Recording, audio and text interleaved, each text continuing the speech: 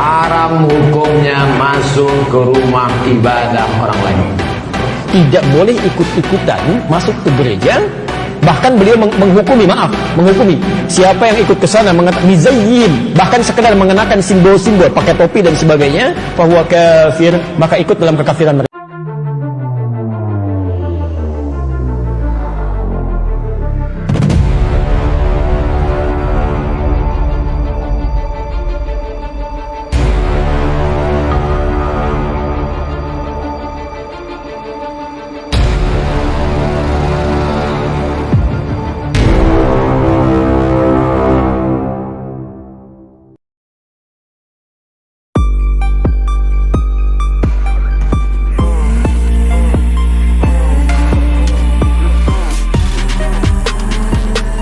Saya masuk gereja.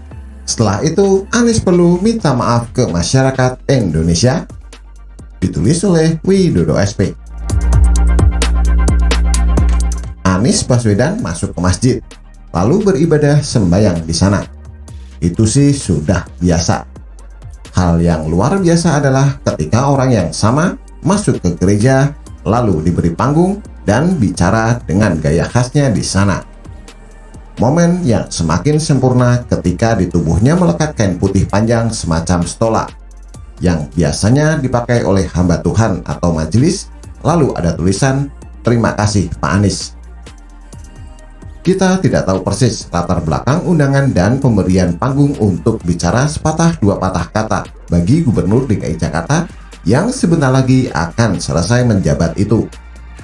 Sampai ada perlakuan khusus bagi pejabat daerah yang satu ini.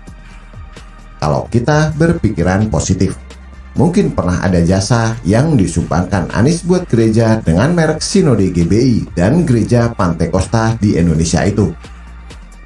Boleh-boleh saja sih, seandainya itu yang terjadi.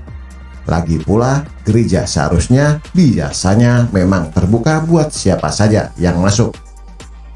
Baik untuk memberi sambutan, baca puisi, ikut memuji Tuhan, atau sekalian mendoakan untuk percaya Yesus dan menjadi Kristen biar nggak nanggung. Kan sudah ada di sana. Istilahnya sudah dekat dengan pintu surga. Seperti biasa, aksi semacam ini sepi dari kritikan dan hujatan dari kalangan sendiri. Bahkan rasanya seorang mungkin Abdul Somad pun tak berani bersuara keras menyikapi adegan Anies masuk gereja itu. A.A. Gym juga belum kedengaran suaranya. Bagi saya, momen masuknya Anies ke gereja itu perlu disambut baik.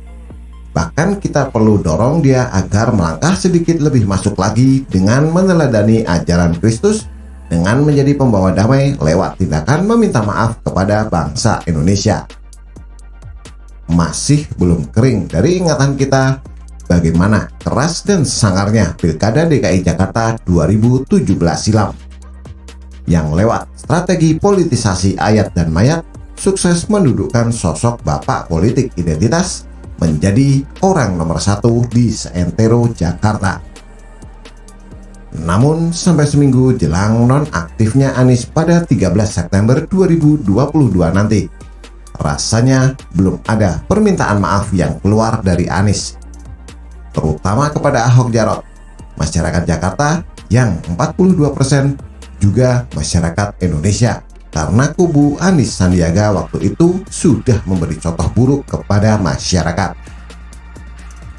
Kalaupun tidak minta maaf, setidaknya akuilah bahwa Pilkada 2017 itu dimenangkan kubu Anies Sandiaga dengan cara yang sebaiknya jangan ditiru sampai kapanpun, karena menjadi noda hitam proses demokrasi yang terpekat sejak pemilihan langsung diadakan di negeri ini.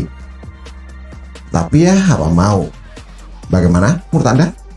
Silahkan tulis komentar di bawah.